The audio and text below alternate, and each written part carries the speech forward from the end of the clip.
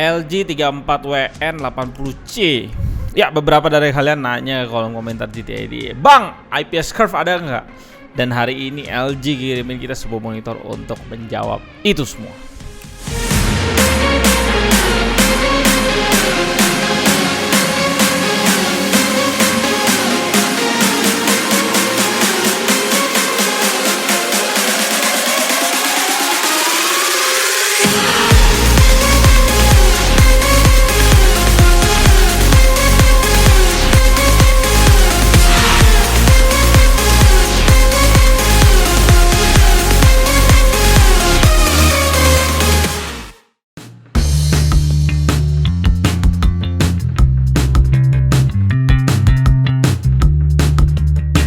Selamat datang GTA di channel paling canggih di 2020. Thanks untuk LG untuk kirimin kita monitor luar biasa ini ke studio.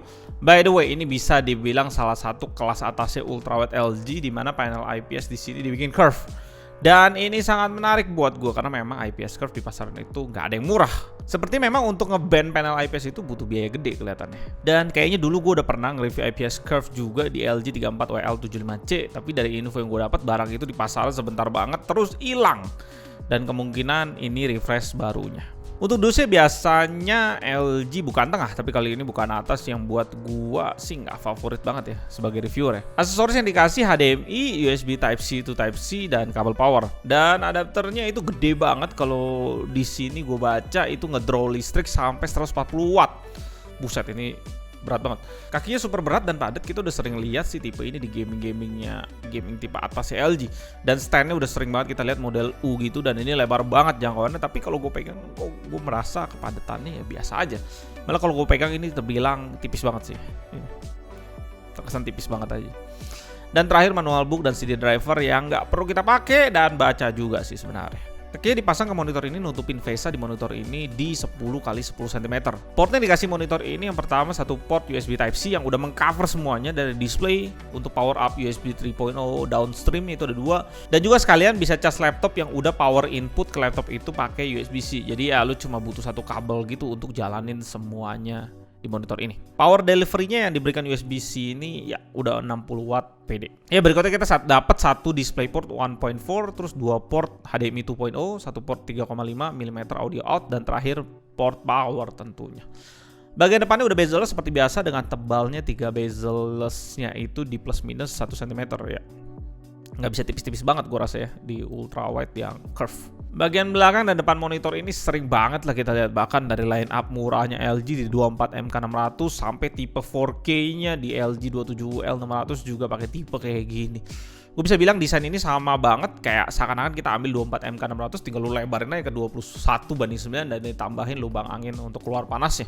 Selesai, that's it, jadilah monitor ini.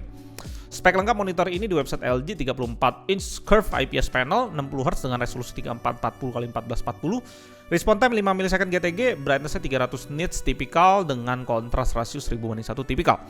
sRGB 99% dan support SDR10 yang kembali lagi gua nggak jelas banget kualitas SDR10 itu seperti apa dibandingin monitor tanpa sertifikasi ini. Website display SDR jelasin dengan bahasa yang buat gua terlalu marketing sekali. Dan lagi di 32ML600 dan LG GL-nya GL850, GL650F itu sedikit glossy panelnya. Sedangkan ini enggak, gimana sih? Jadi gue bingung banget. Dan nggak adanya speaker di monitor ini, nggak ada sama sekali. Spek lengkap lainnya yang gua nggak dapat di website LG ada di display specification. Panelnya ternyata di sini AH IPS yang lebih superior dari IPS biasa, terutama dalam hal warna, dengan panel bit depth-nya 10 bit campuran yang artinya 8 bits plus FRC. Dan selanjutnya kita tes lagi pakai data color, tentunya untuk mengkonfirm semuanya. Color gamutnya kita dapetin 100% sRGB, 80% Adobe RGB, 81% P3, dan 76% NTSC. Brightness-nya di sini kita nice. Kita dapetin di 353,2 poin dengan kontras di 900:1. Dengan white pointnya agak sedikit biru di 7600 Kelvin. Kualitas dari color uniformity-nya hasilnya sih ya kurang bagus lah di monitor ini. Pengetesan 100% brightness kalian bisa lihat rata-rata ngacir di 5 titik sampai max-nya di 7,7 delta E. Ini ngacir banget sih.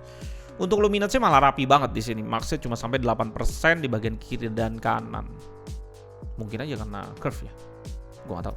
Untuk color uniformity-nya lumayan rapi di sini, walaupun gue berharap lebih dari sebuah monitor sekaliber dengan harga segini.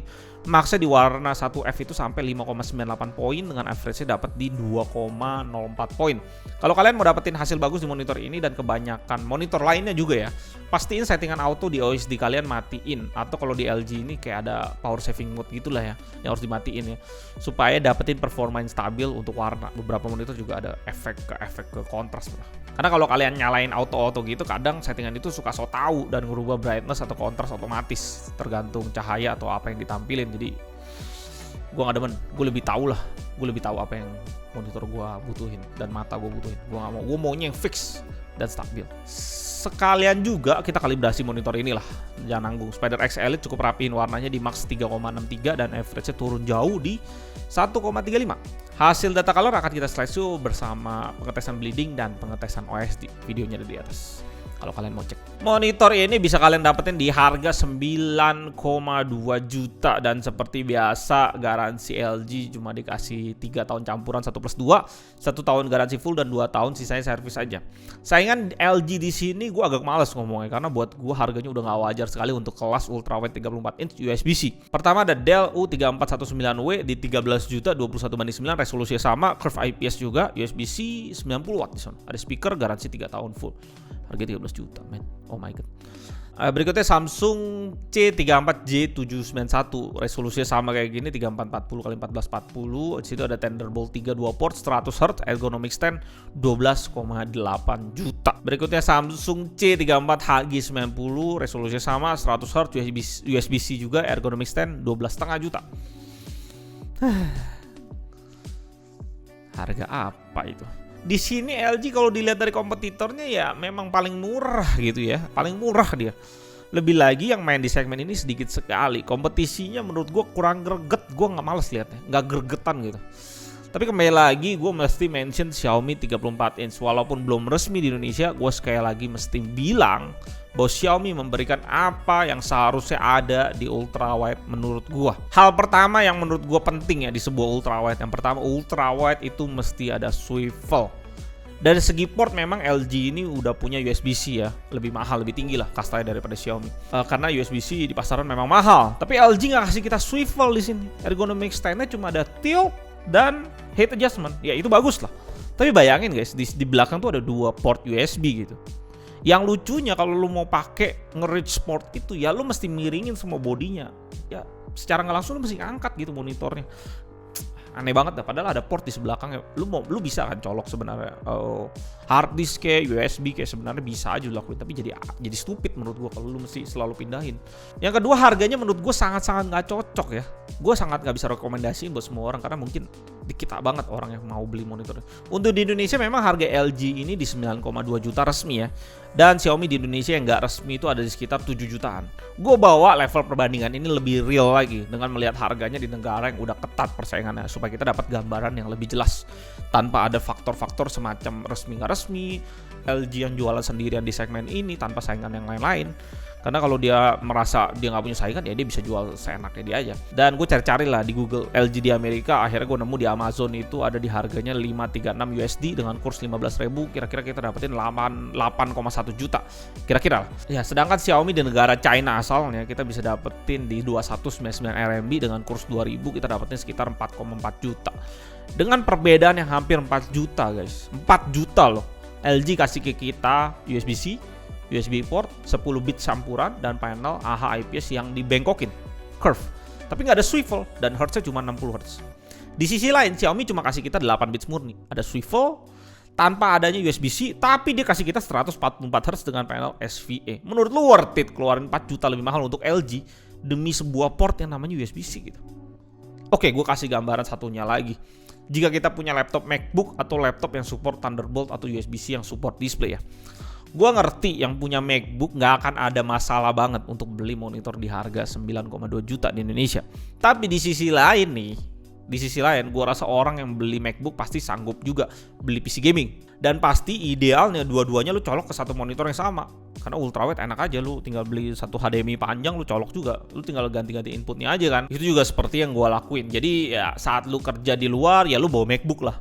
Dan saat lu pulang lu bisa colok ke USB-C-nya, selesai kerja lu pengen main game dong ya. Lu matiin MacBook itu, nyalain PC gaming, lu tinggal ganti input di monitor ini, switch aja mau lu DisplayPort atau HDMI terserah. Tapi di sini lu cuma dapat 60 Hz men untuk main game dengan harga yang lebih mahal kalau lu punyanya LG. Di sisi lain nih, ketika lu punya Xiaomi nih, MacBook user pasti mesti beli dongle karena dia nggak ada USB-C ya. Itu dongle yang bagus 500 ribuan lah, USB-C to HDMI. Ya kondisinya sama terulang, misalkan dia kerja juga dan pulang segala macam, dan lu tetap punya 144 Hz di Xiaomi. Bahkan lu masih punya spare duit kembalian men. Gila. Kembali lagi lah gue tanya, lu rela bayar 4 juta lebih mahal untuk LG? Sekali lagi, bingung gue. Dan kalau kondisi di Indonesia nih, lu rela gitu bayar 2 juta lebih mahal untuk sebuah USB-C? Menurut gue aneh banget sih. Menurut gue bingung banget sih untuk ngejawab itu. Kayaknya LG jadi nggak worth it banget. Monitor LG yang ini baru launching di Indonesia. Kalau gayanya LG ini nggak dirubah lebih agresif lagi soal harga di tahun depan, atau gaya jualannya atau di mana ada AOC dan Xiaomi di ambang pintu. Bahkan AOC bilang bakal masuk di akhir tahun ini. Akan susah sendiri lah line up kayak gini laku di pasaran. Karena pembandingnya yang tadi itu ya, AOC 34, Xiaomi 34 itu terlalu indah speknya dan harganya tuh jauh banget lebih reasonable. Di sisi lain untuk AOC dan Xiaomi, kalau lu nonton video ini dan masih nggak cepet-cepet masukin 34 inch, gue sih nggak ngerti lagi mesti ngomong apa. Apa sih yang lu pikirin lagi gitu ya dengan segmen monitor ultrawide yang dikuasain LG, Samsung dan Dell yang lu lihat sendiri. Jual harganya tuh seenak jidat banget, gila-gila lah. Dengan apa yang diberikan menurut gue ya biasa aja. Dan yang terakhir di tahun 2021 di mana USB-C di monitor pasti turun harga. Gua rasa ultrawide di tahun depan akan sangat asik dibeli. Nantiin aja saat itu guys, karena gue yakin akan lebih worth it beli ultrawide di 2021. Kecuali bisa dapetin Xiaomi 34 kayak gue, harga nggak nyampe 5 juta. Kenapa gue bisa bilang perangnya di 2021? Karena kita udah bisa mencium ya bau perang di udara di akhir tahun 2020 ini. Gue Aldun dari GTID, sampai jumpa di video berikutnya dan tetap canggih.